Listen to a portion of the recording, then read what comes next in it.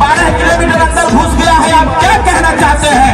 हमने एक के बाद बोला था, हमने कहा था कि सिर्फ एक काम कर दें सरकार, राजभर रेजिमेंट बना करके AK-56 दे दे, उसी चीन को 25 किलोमीटर घुरेस के चले आएंगे।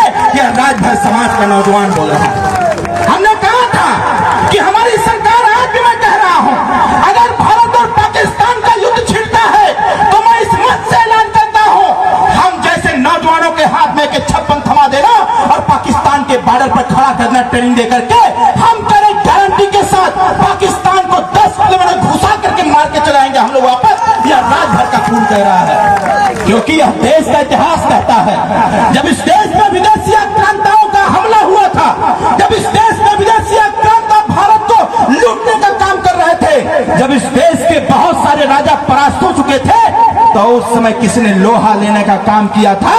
तो बहराइच के नरेश, श्रावस्ती के नरेश, चक्रवर्ती सम्राट राष्ट्रवीर राजभर महाराजा सुहेलदेव राजभर ने लड़ाई लिया और लेकर के पूरी दुनिया को संदेश दिया, जब तक इस धरती पर नागवंशी राजभर समाज का शासन रहेगा, कोई विदेशी आक्रांता भारत में प्रवेश नहीं कर सकता है। साथियों, इस प्रकार का युद्ध लड़ने का काम किया गया। तो आज की जो स्थिति है, उस स्थिति में हमने कहा है इस बात को, और बड़े गंभीरता से कह रहा हूं, राजभर रेजिमेंट बना दीजिए और खड़ा कर दीजिए सीमा पर। हमारा कदम पीछे हटने वाला नहीं होगा।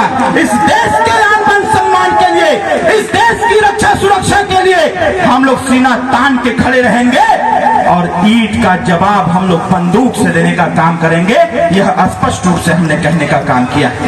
अगर इधर 3-4 दिन में मुलाकात हो गई माननीय गृह मंत्री जी से, तो अनुरोध करूंगा, और हमको जितने लोग सुन रहे हैं हमारे नौजवान भाई, तैयार रहना, अगर अनुमति मिलता है तो तैयार रहना, राजभर रेजिमेंट बनवाएंगे और बनवा करके साथियों सीमा पर चलने का काम किया जाएगा।